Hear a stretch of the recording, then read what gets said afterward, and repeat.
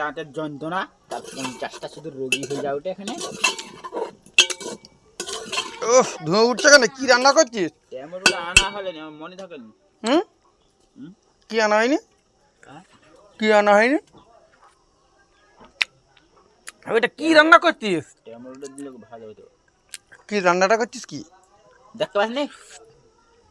একটা পানি ধুঁতে ভেন্ডি আছে আর কি আছে? ভেড়ি আলু আছে। আর এ ভিজা জানি হবে নি দেখ। ভিজা জানা হয়নি বলতে এই ভেন্ডি তোর কবে হবে? কবে খাবি? ভেন্ডিতে কাঁচাই বসে আছে, তোর তো আলো জ্বলেনি, আগুন জ্বলেনি।